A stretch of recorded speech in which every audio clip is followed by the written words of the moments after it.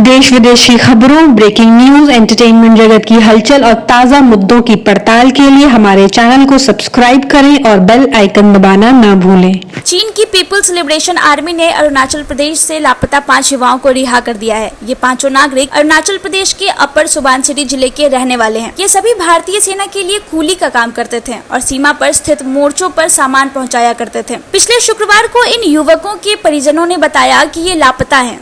इनके लापता होने की खबर पता चलने के बाद भारतीय अधिकारियों ने चीन की सेना से हॉटलाइन पर संपर्क किया और उनसे अपने नागरिकों के बारे में पूछा था।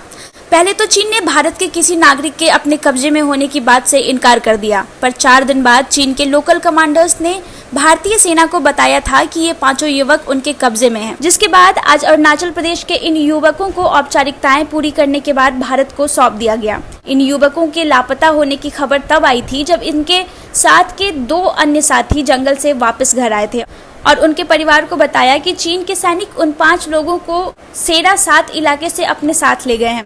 ये भारतीय सेना की पेट्रोलिंग जोन के पास का इलाका है जो युवकों के नाचो गांव से 12 किलोमीटर उत्तर में पड़ता है। ये सभी युवक जंगल से शिकार के लिए गए थे। जिन युवकों को चीन ने अगवा कर लिया था उनके नाम है तोच सिंगकम, प्रसाद रिंगलिंग, दोंगतू एबिया, तानु बाके और एनगारू दीदी। विधानसभा चुनाव से पहले केंद्र सरकार बिहार पर सौगात की बरसात करने वाली है। प्रधानमंत्री नरेंद्र मोदी अगले 10 दिनों में बिहार के लिए 16,000 रुपए के प्रोजेक्ट का उद्घाटन और शिलान्यास करने वाले हैं। इनमें अलग अलग सेक्टर्स के प्रोजेक्ट होंगे, जैसे कि LPG pipeline, LPG bottling plant, Namami Ganga योजना के अंतर्गत बनने वाले सीवेज ट्रीटमेंट प्लांट, जल आपूर्ति की योजनाएं, नदियों के किनारे विकसित करने वाले प्रोजेक्ट, नई रेलवे लाइन, रेल के पुल, अलग अलग रेल लाइनों का विद्युतीकरण और हाईवे एवं पुल के निर्माण की योजनाएं। बिहार के लिए नए प्रोजेक्ट की शुरुआत करने के साथ साथ प्रधानमंत्री नरेंद्र मोदी ने बिहार की जनता से अलग अलग कार्यक्रमों में संवाद भी करेंगे। इसकी शुरुआत 13 सितंबर से होगी, जब प्रधानमंत्री पेट्रोलियम सेक्टर से जुड़े 3 अहम प्रोजेक्ट को जनता को समर्पित करेंगे। बता दें कि पीएम मोदी इस कार्यक्रम में वीडियो कॉन्फ्रेंसिंग के जरिए शामिल होंगे, जिसमें बिहार के मुख्यमंत्री नीतीश कुमार भी वर्चुअली शिरकत करेंगे। 13 सितंबर को प्रधानमंत्री जिन योजनाओं का उद्घाटन करेंगे उनमें पारादीप हल्दिया दुर्गापुर पाइपलाइन की क्षमता बढ़ाने वाले योजना के दुर्गापुर बांका सेक्शन का उद्घाटन और एलपीजी सिलेंडर भरने के 2 प्लांट का उद्घाटन शामिल है। इन बॉटलिंग प्लांट्स को इंडियन ऑयल और हिंदुस्तान पेट्रोलियम कॉर्पोरेशन लिमिटेड ने तैयार किया है। ये सभी परियोजनाएं केंद्र के पेट्रोलियम और प्राकृतिक गैस मंत्रालय की हैं। 11 सितंबर की शाम स्वामी अग्निवेश का निधन हो गया। दिल का दौरा पड़ने से उनका निधन हुआ है।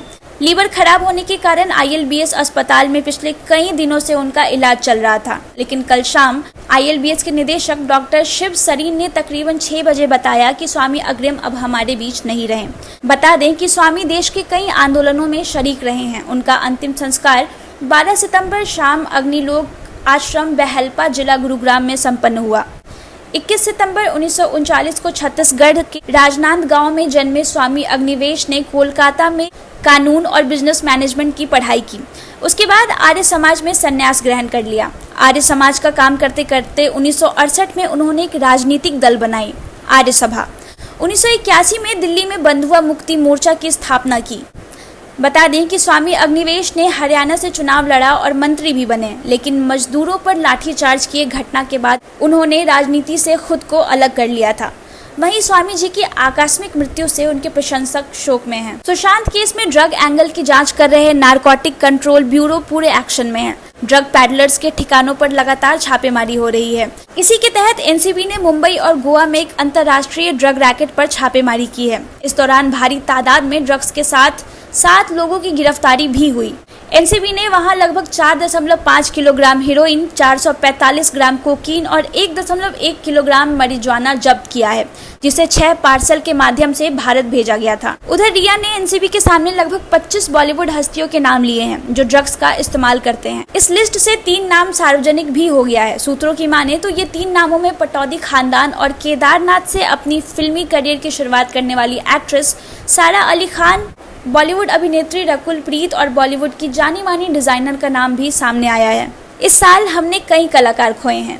सुशांत इमरान जैसे कलाकार को खो देने के सदमे से बॉलीवुड अभी निकल भी नहीं पाया था कि बॉलीवुड बैकग्राउंड सिंगर रही अनुराधा पौडवाल के बेटे आदित्य पौडवाल का निधन हो गया, जिससे पूरा परिवार दुख में है। बता दें कि आदित्य की मां अनुराधा पौडवाल बैकग्राउंड सिंगिंग के साथ साथ भजन गायिका भी रही हैं।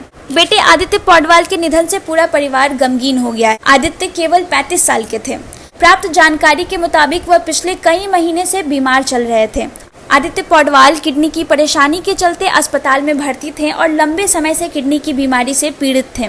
किडनी फेल होने की वजह से आदित्य का आज सुबह निधन हो गया। बता दें कि आदित्य की मां अनुराधा पौडवाल को 2017 में भारत सरकार द्वारा पद्मश्री अवार्ड से सम्मानित किया गया था। इसके अलावा उन्हें महाराष्ट्र सरकार और मध्य प्रदेश सरकारों से भी सम्मान प्राप्त हो चुका है। आदित्य पौडवाल भी उनकी भक्ति गीत की राह पर ही चल रहे थे।